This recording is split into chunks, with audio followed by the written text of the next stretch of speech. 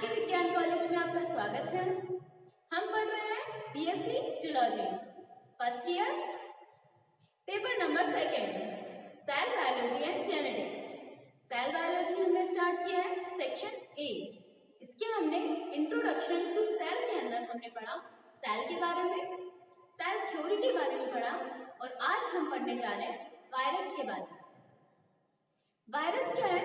Cell theory का exception है, cell theory के रूल्स को फॉलो नहीं करता है। ठीक है, तो वायरस है क्या? वायरस क्या है? एक इंट्रासेलुलर है, पैरासाइट है, ऑब्लिगेट पैरासाइट है। ऑब्लिगेट पैरासाइट का मतलब क्या होता है? ये लिविंग भी है और नॉन लिविंग भी है। मतलब कि अगर ये बाहर पड़ा है, बॉडी के होस्ट सेल के बाहर है, तो ये as a non living work करेगा। अगर ये होस्ट सेल के अंदर आ जाता है तो एज ए ये लिविंग की तरह वर्क करेगा। क्यों? क्योंकि ये रिप्रोडक्शन करेगा, अपनी सेल्स को डिवाइड करेगा। ठीक है, एंजाइम्स जो होंगे वो किसके यूज में लेगा? वो एंजाइम्स यूज लेगा होस्ट मशीनरी के एंजाइम्स को यूज में लेके खुद के नंबर को इंक्रीज करेगा। कौन? वायरस। तो ठीक है, आज हम पढ़ते हैं वायरस के बारे में, जो कि लिविंग और नॉन लिविंग दोनों फंक्शंस कर सकता है। ठीक है, और क्या कर सकता है? Non living. लिविंग कर सकता है ऑब्लिगेट पैरासाइट, मतलब कि पैरासाइट के अंदर रहेगा तभी वो लिविंग फॉर्म में रहेगा। तो इसका क्या मतलब है? Obligate parasite. ठीक है, एसेलुलर है। ठीक है, माइक्रोस्कोप से देखा जाता है इसको, बहुत ही छोटा होता है। साइज देखेंगे हम, इसका नंबर देखेंगे। ठीक है, ये प्लांट वायरस और एनिमल वायरस और बैक्टीरियल वायरस तीनों में अलग अलग है। ठीक है, 3 में क्लासिफाई किया इसको, प्लांट वायरस, एनिमल वायरस और बैक्टीरियल वायरस। ठीक है, तो प्लांट्स में क्या क्या वर्क करके जा रहे हैं। ठीक है, और क्या है? वायरस जैसे कि एड्स को डिजीज को कॉज करके जा रहा है। एड्स है, क्या करके जा रहा है? एड्स करके जा रहा है, मतलब कि HIV, ह्यूमन इम्यूनो वायरस, ये क्या करके जा रहा है? एंटर करता है और हमारी बॉडी की जो इम्यून सिस्टम उसको डैमेज कर देता है। इम्यून सिस्टम को क्या कर देता है? डैमेज कर देता है, अपनी नंबर को इंक्रीज करके। ठीक है, तो क्या होता है? डिजीज कॉज होती है, उसको बोलते हैं एड्स। तो ये वायरस है, वो बहुत सारी डिजीज को भी कॉज करके जाता है। ठीक है, तो अभी हम पढ़ते हैं इसका हिस्ट्री के बारे में पढ़ते हैं कि किसने इसको डिस्कवर किया। किसने किया इसको डिस्कवर? आइवानोस्की ने वायरस को खोजा था। ठीक है, वायरस का नाम किसने दिया? पाश्चर ने इसका नाम दिया था। ठीक है, तो अब हम इसकी पढ़ते हैं हिस्ट्री के बारे में, फिर शेप के बारे में पढ़ेंगे, साइज के बारे में पढ़ेंगे, फिर लिविंग और नॉन लिविंग अक्रेंस पढ़ेंगे, इसकी लिविंग एंड नॉन लिविंग कैसे हो सकता है। ठीक है, तो हम देखते हैं वायरस के बारे में, जो कि इसकी हिस्ट्री के बारे में देखेंगे। हिस्ट्री में फर्स्ट इसको देखेंगे कि इसको किसने डिस्कवर किया, किसने इसको खोजा था। तो इसको किसने खोजा था? आइवानोस्की ने।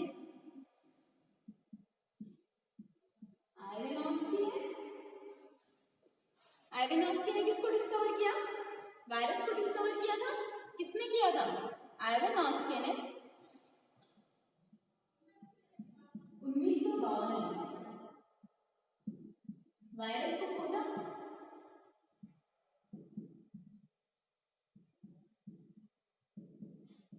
और क्या किया इसने? फिर बाद में सेकंड जो साइंटिस्ट आया, उसने क्या दिया? वायरस का नाम दिया। किसने दिया? वो दिया पाश्चर ने। पाश्चर ने वायरस नाम दिया।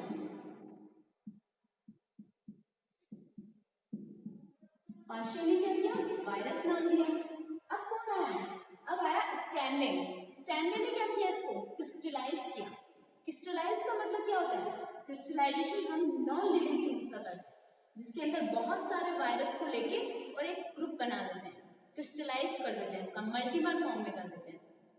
तो वायरस का क्रिस्टलाइजेशन किसने किया? स्टैनले ने किया, जो कि नॉन लिविंग प्रॉपर्टी है। ठीक है, तो फिर बाद में पाश्चर आया। पाश्चर के बाद में कौन आया? स्टैनले आया, ने वायरस को क्रिस्टलाइज किया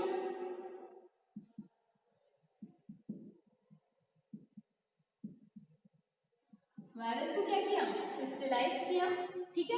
ये क्या है, पॉइजनस फ्लूइड, पॉइजनस फ्लूइड, क्या नाम देते हैं इसको, पॉइजनस फ्लूइड के नाम से जाना जाता है वायरस, ठीक है। इसको किसने फर्स्ट टाइम किसने डिस्कवर किया इसको, आइरेनॉफ्स्की ने, आइरेनॉफ्स्की ने डिस्कवर किया इसको 1952 में, वायरस को खोजा था। पास्चर ने क्या नाम दिया इसको, वायरस नाम दिया। स्टैनली ने क्या किया इसको, क्रिस्टलाइज किया, स्टैनली ने क्या किया इसे, क्रिस्टलाइज किया। फिर बाद में आया विजरिंग, विजरिंग ने वायरस को क्या दिया, कॉन्टेजियम वाइवम फ्लूइड नाम दिया। कॉन्टेजियम वाइवम फ्लूइडम क्या होता है, कॉन्टेजियम वाइवम फ्लूइडम होता है लिविंग इन्फेक्शियस फ्लूइड, जीवित इन्फेक्शनस मतलब कि इन्फेक्ट करके जा रहा है, फ्लूइड है, लिक्विड, तो इसको क्या नाम दिया इसने, कॉन्टेजियम वाइवम फ्लूइड। किसने दिया, विजरिंग ने दिया।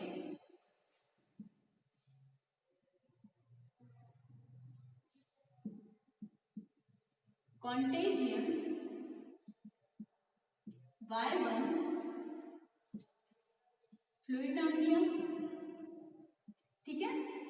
वायरस को मतलब कि लिविंग है, इन्फेक्शनस है और फ्लूइड, कॉन्टेजियम वाइवम फ्लूइड किसने नाम दिया, विजरिंग ने नाम दिया, किसने, विजरिंग ने नाम दिया, ठीक है। तो ये क्या होगी इसकी हिस्ट्री के बारे में। अब हम देखते हैं वायरस है क्या, वायरस क्या है, एसेलुलर है,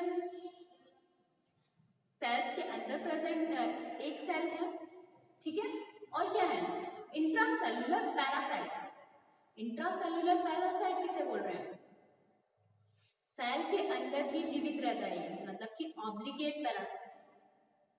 सेल के बाहर क्या होता है, ये नॉन लिविंग फॉर्म में रहता है, तो इसको हम क्या नाम देंगे, एसेलुलर। और माइक्रोस्कोप से देखते हैं इसको, तो माइक्रोस्कोप बहुत ही छोटा पार्टिकल है, तो इसको क्या नाम देंगे, ultra microscopic.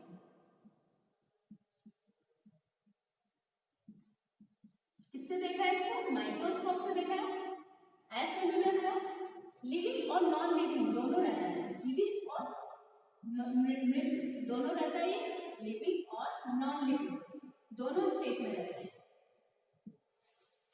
Living and non living दोनों स्टेट में रहता है। इंट्रासेलुलर पैरासाइट, इंट्रासेलुलर पैरासाइट का मतलब क्या होता है, सेल के अंदर ही जीवित रहता है, इंट्रासेलुलर ऑब्लिगेट पैरासाइट। ऑब्लिगेट का मतलब क्या होता है, ऑब्लिगेट का मतलब होता है सेल के अंदर जीवित रहेगा, तो सेल के अंदर ही रहेगा, ऐसे 2% भी चांस नहीं है कि सेल के बाहर ये लिविंग स्टेट में रहे, तो इसमें हम क्या यूज में लेते हैं, ऑब्लिगेट वर्ड यूज में।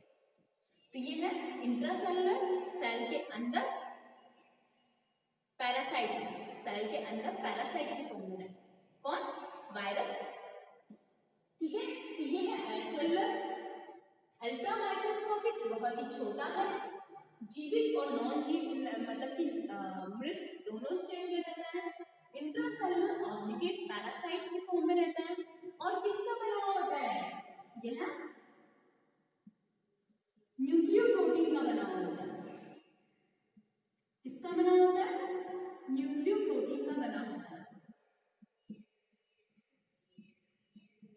न्यूक्लियोप्रोटीन का मतलब क्या है, न्यूक्लिक एसिड प्लस प्रोटीन, इसकी स्ट्रक्चर में क्या रहता है, न्यूक्लिक एसिड रहेगा या फिर प्रोटीन रहेगा।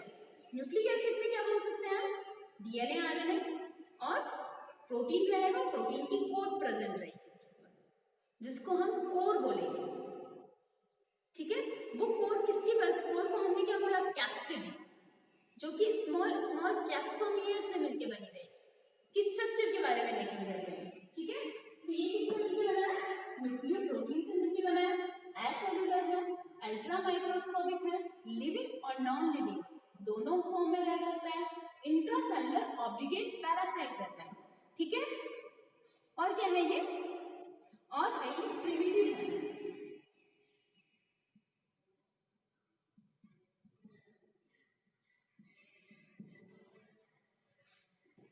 और क्या हो सकता है वायरस, और नॉन लिविंग दोनों स्टेट में है, न्यूक्लियोप्रोटीन से मिलकर बना है। और इसका क्या रोल है, ये है स्मॉलर देन बैक्टीरिया, मतलब कि बैक्टीरिया से छोटा होता है, बैक्टीरिया से भी छोटा होता है। बैक्टीरिया जिसकी साइज होती है उससे भी छोटा साइज होती है किसकी, वायरस की। वायरस की क्या होती है, बैक्टीरिया से भी छोटी साइज होती है। और इसके अंदर अगर इसकी वायरस की जो स्टडी करते हैं, वायरस की जो स्टडी करते हैं उसको वायरोलॉजी बोलते हैं। इसको वायरोलॉजी, स्टडी ऑफ वायरस, जब वायरस के बारे में स्टडी करते हैं उसको बोलते हैं वायरोलॉजी। इसके अंदर वायरोलॉजी का मतलब क्या है, स्टडी, वायरो मतलब क्या है, वायरस, ठीक है। तो इसका मतलब है स्टडी ऑफ वायरस, वायरोलॉजी, ठीक है। ये है प्रिमिटिव होता है, बैक्टीरिया से छोटा होता है, इसका क्रिस्टलाइजेशन किया जा सकता है, मतलब कि नॉन लिविंग है इसलिए इसका क्रिस्टलाइजेशन किया जा सकता है, ठीक है। अब हम देखते हैं इसकी शेप और साइज के बारे में। शेप एंड साइज के बारे में, अल्ट्रा माइक्रोस्कोपिक में बैक्टीरिया से भी छोटा है, मतलब कि बहुत ही ज्यादा छोटी साइज है। कितनी, बहुत ही ज्यादा छोटी साइज है। अगर वायरस पार्टिकल की साइज होती है 15 माइक्रोन से 210 माइक्रोन, इसकी क्या रहती है, साइज रहती है। 15 माइक्रोन से 210 माइक्रोन इसकी क्या रहती है, साइज रहती है, इसकी वायरस की साइज रहती है, ठीक है। और बिग वायरस, बिग वायरस कौन सा है, सबसे बड़ा वायरस, सबसे बड़ा वायरस है पॉक्स वायरस। बड़ा वायरस पॉक्स वायरस, और पॉक्स वायरस की साइज सबसे ज्यादा रहती है, इसमें क्या बोला इसको, सबसे बड़ा वायरस कौन सा है, पॉक्स वायरस है। और सबसे छोटा वायरस कौन सा है, सबसे छोटे वायरस की साइज रहती है 20 नैनोमीटर तक की साइज, ठीक है। सबसे बड़ा वायरस कौन सा है, पॉक्स वायरस है। और शेप कैसी रहती है इसकी, शेप के बारे में हम देखते हैं तो इसकी गोलाकार शेप रहती है, मतलब कि स्फेरिकल रह सकती है, और रोड शेप रह सकती है, मतलब कि इस तरह की, या तो इस तरह से रोड की शेप में रहेगा ये वायरस, ठीक है, या फिर ये स्फेरिकल शेप में रहेगा, ठीक है। तो ये इसकी डिफरेंट डिफरेंट शेप हो सकती है, मतलब कि इसकी शेप क्या करती है, अलग अलग हो सकती है। हर वायरस के अंदर इसकी शेप अलग अलग हो सकती है। तो हम देखते हैं गोलाकार, रोड लाइक होती है, ठीक है, एक्सेट्रा। कैसी भी हो सकती है इसकी शेप, जैसे कि बैक्टीरिया फेस, जो बैक्टीरिया को इन्फेक्ट करने जा रहा है उसकी साइज इस तरह की है, मिडिल पोर्शन और टेल में डिवाइडेड रहती है, जिसके अंदर टेल फाइबर्स प्रेजेंट है। ये क्या है, बैक्टीरिया की, बैक्टीरिया फेस की साइज रहती है, ठीक है। तो ये क्या है, शेप और साइज वेरी करती है वायरस के अंदर। शेप क्या है, 15 माइक्रोन से 210 माइक्रोन तक हो सकता है। और शेप क्या है इसकी, गोलाकार हो सकती है, रोड लाइक हो सकती है, ठीक है। तो ये हो गई इसकी शेप हो गई। अब हम देखते हैं इसके लिविंग और नॉन लिविंग के नेचर के बारे में। अगर ये वायरस लिविंग स्टेट में, मतलब कि जीवित है, तो इसको क्या बोलेंगे, इसके अंदर क्या रहेगा, जेनेटिक मटेरियल प्रेजेंट रहेगा।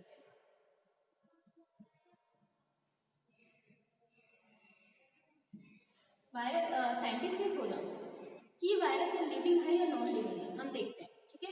हम देखते हैं वायरस लिविंग है या नॉन लिविंग है। उसने उसकी स्ट्रक्चर देखी, उसमें उसने जेनेटिक मटेरियल देखा, ठीक है। जेनेटिक मटेरियल है तो ये तो लिविंग ही होगा, क्योंकि डीएनए आरएनए प्रेजेंट है इसके अंदर, ठीक है। डीएनए या फिर आरएनए प्रेजेंट है, तो ये क्या है, लिविंग मटेरियल, लिविंग है, मतलब कि जीवित है। ये जो पार्टिकल है ये जीवित है। कैसे पता लगा, जेनेटिक मटेरियल प्रेजेंट, ठीक है। दूसरी प्रॉपर्टी क्या हो सकती है इसकी, दूसरी प्रॉपर्टी हो सकती है इसकी कि ये म्यूटेशन कर सकता है। म्यूटेशन मतलब कि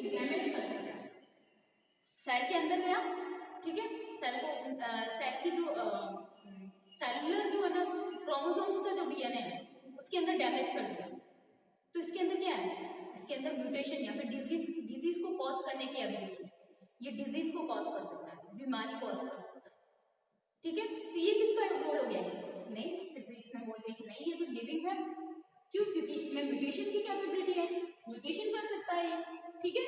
और तीसरा क्या देखा, होस्ट स्पेसिफिसिटी,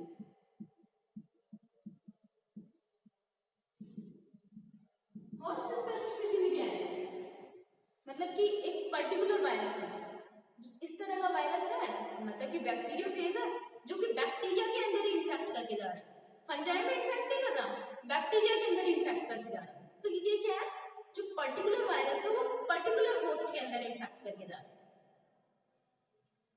उसे कैसे पता वायरस को कि इसी में इन्फेक्ट करना है उसको, लिविंग है, लिविंग होगा तभी इसे पता है कि हाँ इसको इसमें इन्फेक्ट करना है, तो ये क्या है, इसकी लिविंग प्रॉपर्टी है कि ये लिविंग होने की ये दे रहा है कि ये हाँ ये होस्ट स्पेसिफिसिटी है कि वायरस लिविंग है, ये प्रॉपर्टी दे रहा है कि एक पर्टिकुलर वायरस पर्टिकुलर होस्ट को ही इन्फेक्ट करेगा, ठीक है। तो ये क्या है, होस्ट स्पेसिफिसिटी को कॉज करता है, ठीक है। और इसके अंदर क्या रहता है, एंजाइम्स तो एब्सेंट रहते हैं, एंजाइम्स एब्सेंट रहते हैं, ठीक है। और नॉन लिविंग प्रॉपर्टी, जब हम नॉन लिविंग प्रॉपर्टी देखते हैं कि कुछ साइंटिस्ट ने देखा कि ये मेटाबॉलिक एक्टिविटी नहीं कर रहा है, मेटाबॉलिक एक्टिविटी मतलब कि इसके अंदर कोई है ना एंजाइम्स प्रेजेंट नहीं है जो कि है ना सिंथेसिस करके जा रहे हैं प्रोटीन का, ये तो होस्ट के थ्रू है ना सिंथेसिस कर रहा है, डिवाइड किसके थ्रू कर रहा है, होस्ट के थ्रू कर रहा है, तो इसके अंदर मेटाबॉलिक एक्टिविटीज एब्सेंट है, तो ये इसमें एंजाइमेटिक एक्टिविटीज एब्सेंट है, तो ये तो नॉन लिविंग होना चाहिए क्योंकि लिविंग्स के अंदर तो enzymatic activity metabolic activities present रहती है, तो इसमें क्या बताया है, मेटाबॉलिक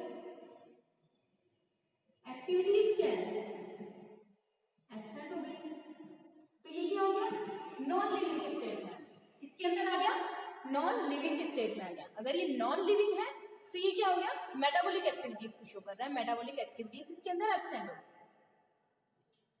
और क्या हो सकता है, और नॉन लिविंग प्रॉपर्टीज की क्या खोज हो सकती है कि हाँ ये नॉन लिविंग है, कैसे पता चला कि ये नॉन लिविंग है, फर्स्ट इसको क्या किया था, क्रिस्टलाइज कर दिया था, मतलब कि इसको मल्टीपल ऐसे लिविंग है तो लिविंग को हम क्रिस्टलाइज कर सकते हैं, नहीं कर सकते, नॉन लिविंग को हम क्रिस्टलाइज कर सकते हैं, ये क्या है, क्रिस्टलाइज हो सकता है, तो ये क्या होगी, इसकी नॉन लिविंग की प्रॉपर्टी होगी कि नहीं ये तो क्रिस्टलाइज हो सकता है, क्रिस्टलाइज हो सकता है तो ये नॉन लिविंग होना चाहिए, ठीक है।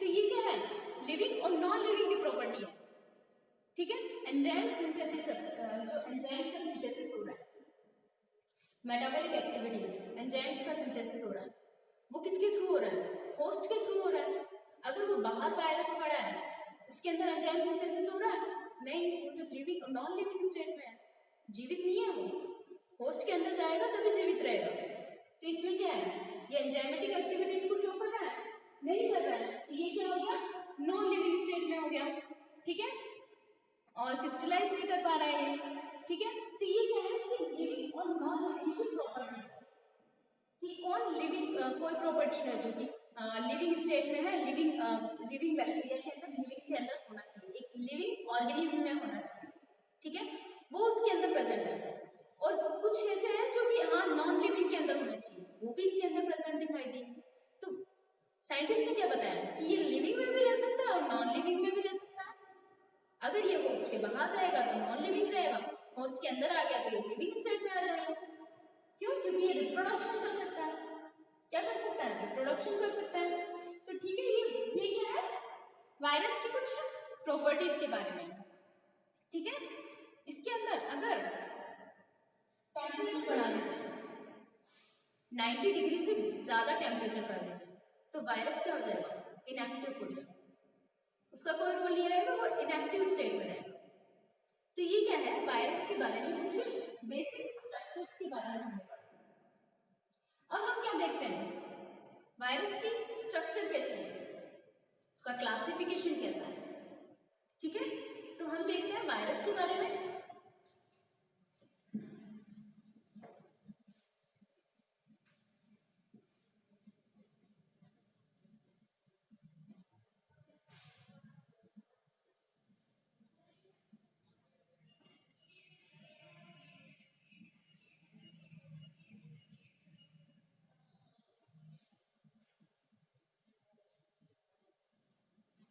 जब वायरस के बारे में देखा गया तो वायरस की स्ट्रक्चर के बारे में देखा गया।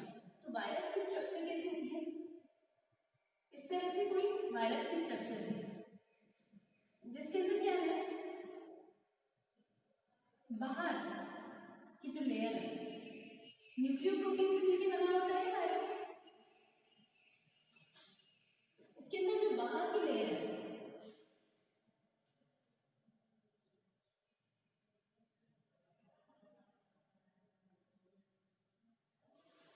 बाहर की लेयर वो प्रोटीन की बनी होती है। किसकी बनी होती है? वो प्रोटीन की बनी हुई होती है। क्या है? प्रोटीन की लेयर जिसके अंदर प्रोटीन्स के सब यूनिट्स प्रेजेंट है।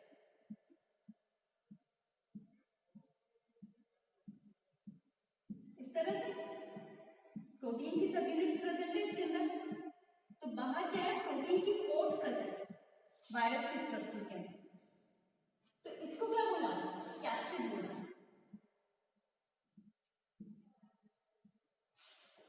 और जो वायरस की जो स्ट्रक्चर है कैप्सिड है वो एक स्मॉल प्रोटीन से मिलकर बना है।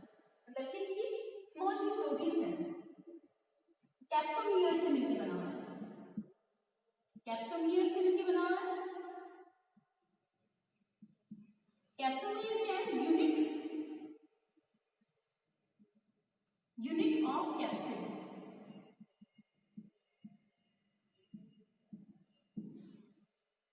बहुत सारे कैप्सोमियर्स मिलकर क्या बना रहे हैं? कैप्सिड को फॉर्मेशन कर रहे हैं। तो ये हो गया कैप्सिड और ये हो गया कैप्सोमियर। और इसके अंदर जो प्रेजेंट है वो है न्यूक्लिक एसिड।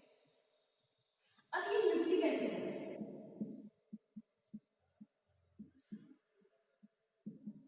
अब ये न्यूक्लिक एसिड डीएनए भी हो सकता है और आरएनए भी हो सकता है।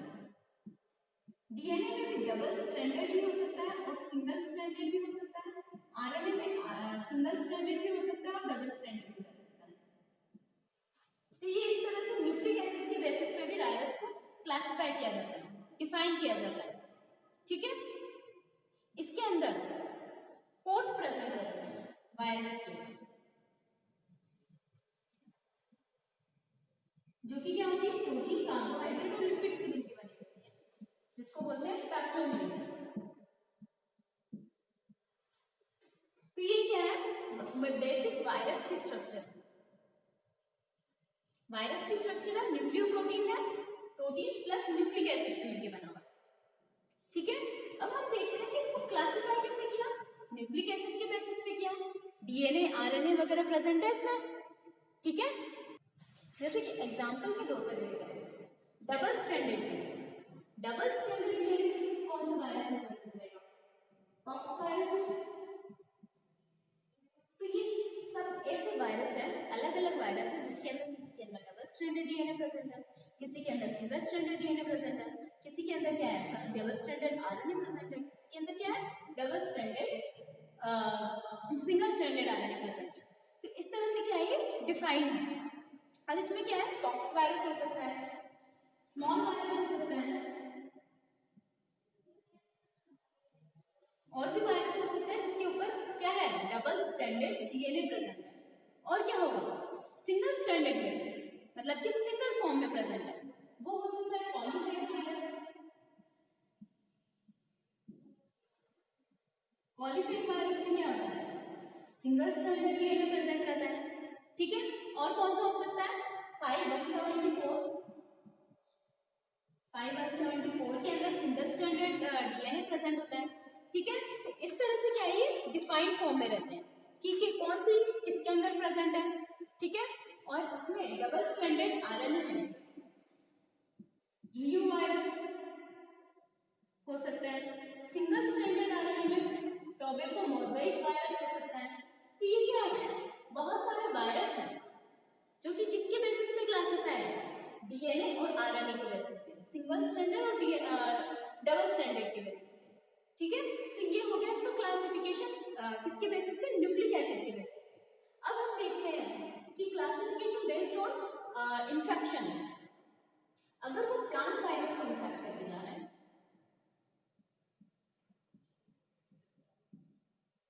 अगर वो एनिमल वायरस को इन्फेक्ट करके जा रहा है, अगर वो बैक्टीरियल वायरस, बैक्टीरियल सेल्स को इन्फेक्ट करके जा रहा है, बैक्टीरियल सेल्स को इन्फेक्ट करके जा रहा है, एनिमल सेल्स को इन्फेक्ट करके जा रहा है, प्लांट सेल्स को इन्फेक्ट करके जा रहा है, तो ये क्या है, तीन चीजों में डिवाइडेड है इसके इन्फेक्शन के बेसिस पे। प्लांट वायरस को क्या बोलेंगे, फाइटोफैगिन्स। फाइटो का मतलब क्या होता है, प्लांट, फैगिन्स वायरस, फाइटोफैगिन्स किसको बोला, प्लांट वायरस को अगर इन्फेक्ट करके जा रहा है तो उसको क्या बोला, फाइटोफैगिन्स।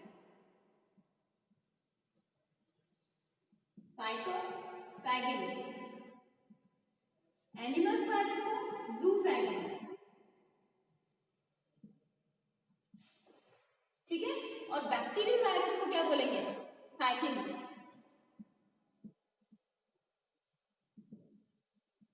तो इस तरह से क्या है, नाम को इसको डिफरेंशिएट किया गया, बैक्टीरियल वायरस को फैगिन्स, जूफैगिन्स एंड फाइटोफैगिन्स, किसके बेसिस पे, इन्फेक्शन के बेसिस पे इसको डिफरेंशिएट किया गया।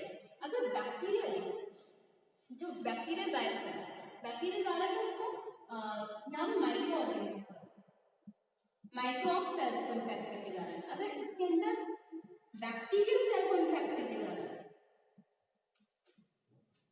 तो क्या होगा, bacteriophage.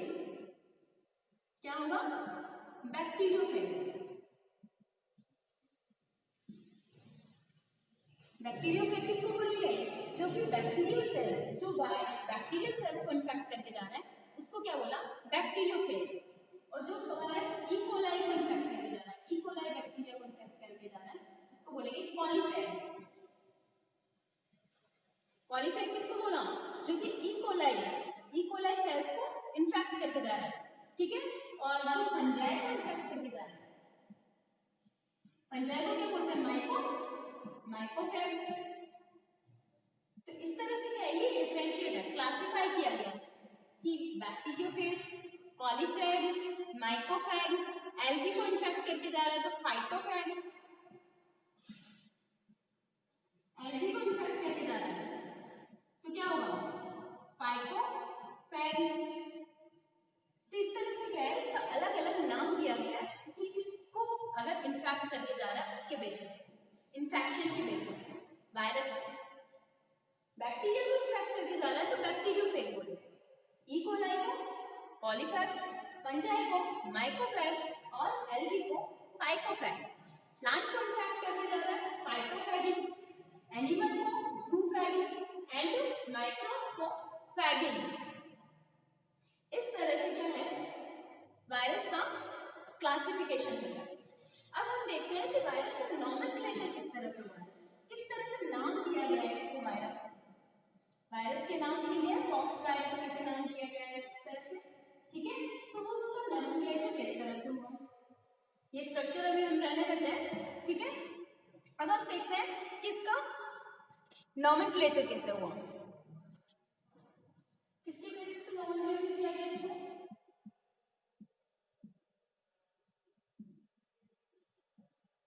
International committee nomenclature virus, क्या है, international committee for taxonomic virus. कौन सा, टैक्सोनॉमिक वायरस, आईसीटीवी के बेसिस पे क्या किया गया, वायरस को नॉमेनक्लेचर दिया गया। जैसे कि टोबैको मोज़ाइक वायरस का हम एग्जांपल लेते हैं।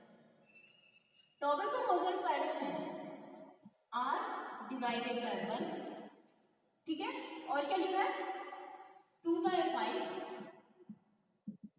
E/E, ठीक है, और क्या लिखा है इसके अंदर S/A। तो ये इस तरह से कैसे डिफाइन कर दिया इसको, R का मतलब क्या है, फर्स्ट स्ट्रैंड के अंदर, फर्स्ट स्ट्रैंड के अंदर इसको क्या बताया, R मतलब कि number, name of nucleic acid, nucleic acid कौन सा है न्यूक्लिक एसिड कौन सा है? आरएनए है, ठीक है। Strand, number of strand, strand कितने हैं? सिंगल स्ट्रैंडेड है, तो मतलब कि है आरएनए है इसके अंदर न्यूक्लिक एसिड और सिंगल स्ट्रैंडेड, ठीक है। और 2 डिवाइडेड बाय 5 मतलब कि मॉलिक्यूलर वेट, मॉलिक्यूलर वेट किसका? न्यूक्लिक एसिड का मॉलिक्यूलर वेट कितना है? 2 है। और molecular weight, total molecular weight कितना है? मतलब कि proteins plus nucleic acid total molecular weight कितना है? 5। उसके अंदर जो न्यूक्लिक एसिड है, आरएनए है, उसका मॉलिक्यूलर वेट कितना है? 2, ठीक है। और ये क्या है? शेप के बेसिस पे, शेप ऑफ द शेप किसकी है? वायरस की शेप थर्ड स्टैंड में शेप के बेसिस पे डिवाइड किया। वायरस की शेप है और न्यूक्लियोप्रोटीन्स की शेप है। दोनों शेप क्या है? इलांगेटेड। ई का मतलब क्या है? इलांगेटेड। और यहाँ पर क्या है? वायरस कहाँ से ट्रांसफर हो रहा है? ए का मतलब होता है एयर, एयर के थ्रू ट्रांसफर हो रहा है, ठीक है। और एस का मतलब है स्पर्मेटोसाइट्स।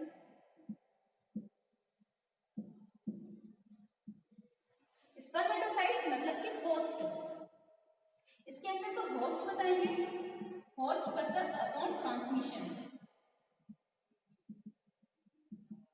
इस तरह से क्या है? वायरस का नोमेनक्लेचर किया गया। टॉपिक ऑफ मोज़ेक वायरस हमने देखा, उसके अंदर आर डिवाइडेड बाय 1 मतलब कि न्यूक्लिक एसिड कौन सा है और स्ट्रैंड कितनी है? 2 divided by 5 molecular weight of nucleic acid कितना है? अपॉन 5 मतलब कि टोटल मॉलिक्यूलर वेट कितना है? ई अपॉन ई, इलांगेटेड शेप है इसकी न्यूक्लिक एसिड की और वायरस की। एस अपॉन ए, स्पर्मेटोसाइट्स के अंदर इंफेक्ट कर रहा है और एयर के थ्रू ट्रांसमिट हो रहा है। तो इस तरह के बेसिस पे इसको नोमेनक्लेचर किया गया। अब हम देखते हैं वायरस के बारे में, इसके रिप्रोडक्शन के बारे में, लाइटिक एंड लाइसोजेनिक साइकिल, जो कि बहुत ही ज्यादा पूछा जाता है कि हाँ लाइटिक और लाइसोजेनिक साइकिल किस तरह से चलती है। लाइटिक साइकिल के अंदर क्या होता है और लाइसोजेनिक साइकिल के अंदर क्या होता है,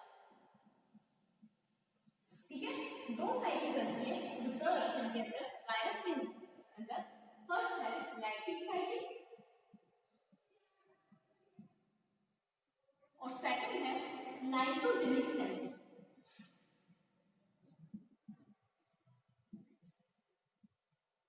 अब हम दोनों साइकिल के बारे में पढ़ेंगे कि लाइटिक साइकिल क्या है और लाइसोजेनिक साइकिल क्या है, ठीक है। पहले हम देखते हैं कि बैक्टीरियोफेज का स्ट्रक्चर कैसे होती है। बैक्टीरियोफेज की जो बैक्टीरिया को इन्फेक्ट करके जाता है उसकी स्ट्रक्चर इस तरह की होती है कुछ,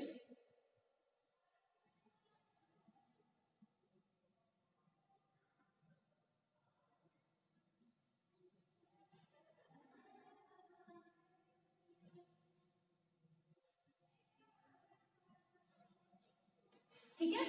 ये क्या है? Tell fibres. टेल फाइबर्स यहाँ क्या है? ये है कैप्सिड, ये क्या है? न्यूक्लिक एसिड, ये क्या है? हेड,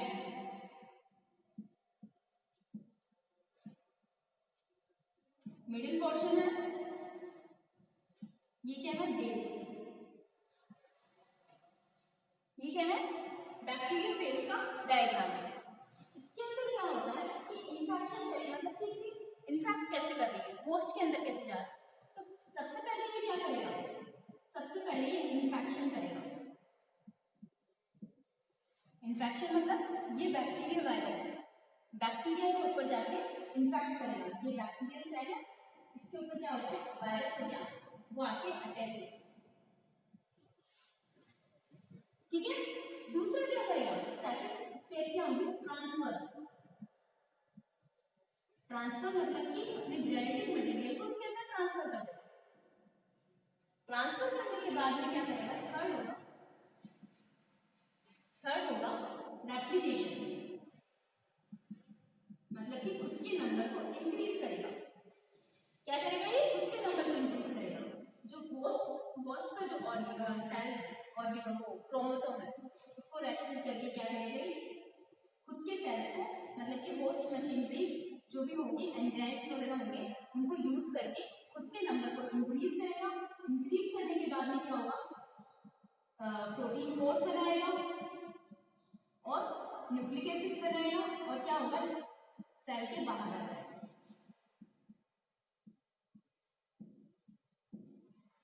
तो ये क्या है, इसके इन्फेक्शन करने की स्टेप्स हैं। पहले तो ये आके अटैच हुआ, न्यूक्लिक एसिड अंदर गया, न्यूक्लिक एसिड अंदर जाने के बाद में क्या हुआ, वो खुद का रेप्लिकेशन करना स्टार्ट किया इसने। होस्ट का है जो क्रोमोसोम, उसका ब्लॉक करके उसके अंदर जो मशीनरी है, होस्ट की मशीनरी, उसको यूज में लिया और क्या किया, रेप्लिकेशन करना स्टार्ट हुआ। रेप्लिकेशन करने के से आपने अपने नंबर को इंक्रीज किया। अपने नंबर को इंक्रीज करने से क्या हुआ, ये बाद में सेल्स को रैप्चर करके बाहर निकल गया। तो ये है इसके इन्फेक्शन के स्टेप्स। अब हम देखते हैं लाइटिक एंड लाइसोजेनिक साइकिल के अंदर क्या होता है। क्या देखेंगे, लाइटिक और लाइसोजेनिक साइकिल में क्या होता है। लाइटिक साइकिल क्या होती है और लाइसोजेनिक साइकिल क्या होती है। लाइटिक साइकिल क्या होता है, लाइटिक साइकिल में क्या करेगा, ये है बैक्टीरिया के सेल। बैक्टीरिया के सेल है, यहाँ पर क्या है, बैक्टीरिया का क्रोमोसोम प्रेजेंट, ठीक है, प्लाज्मिड प्रेजेंट है और बैक्टीरियल क्रोमोसोम प्रेजेंट है। यहाँ क्या करेगा, वायरस होगा, वो क्या करेंगे, बैक्टीरियोफेज वो इन्फेक्ट करेगा।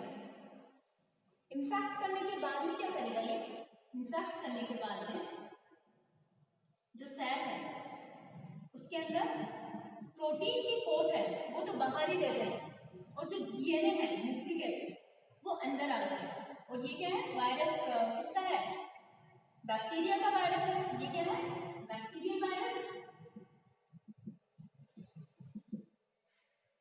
ये किसका है, ये कौन सा वायरस है, ये वायरस है, बैक्टीरियल डीएनए है, ये वायरल डीएनए है, ठीक है।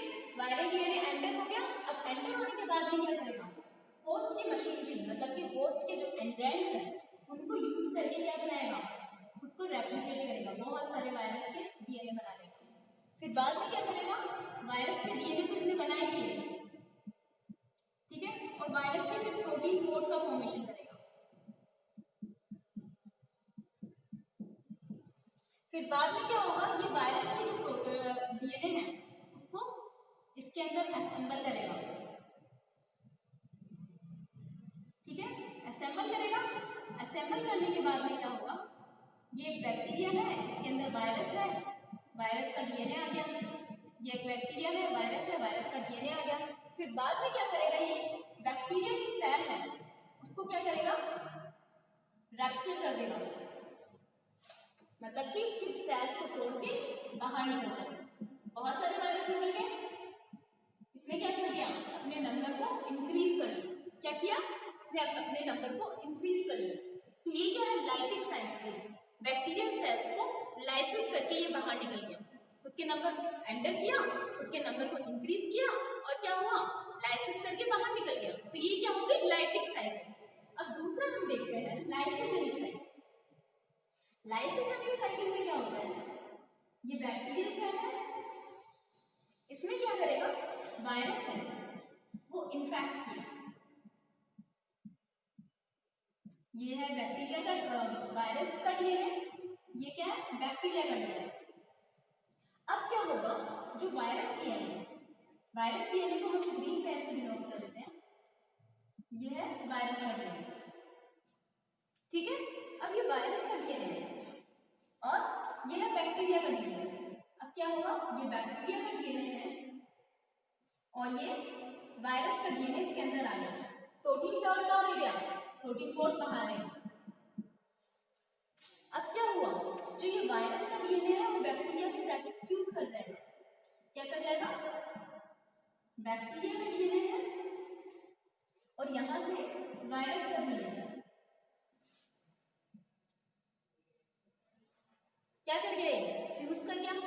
फ्यूज करने के बाद में ये क्या बनाया इसने, ये बनाया इसने फैगोसोम, क्या बनाया, प्रोफेग।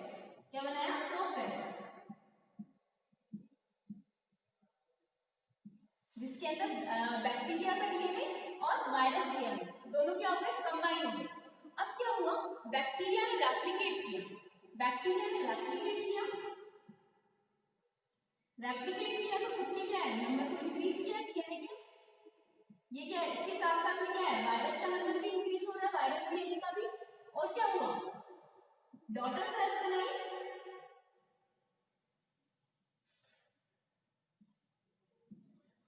इस तरह से डॉटर सेल्स बनाई बैक्टीरिया ने, 2 सेल्स बना ली। और क्या हुआ, जिसकी वजह से वायरस डीएनए वो किसके अंदर चला गया, डॉटर सेल्स के अंदर चला गया। मतलब कि इसमें वायरस बैक्टीरियल डीएनए ने अपने साथ साथ किसको, वायरस के डीएनए को भी क्या कर दिया, रेप्लिकेट कर दिया। मतलब कि ये क्या है, डॉटर सेल्स,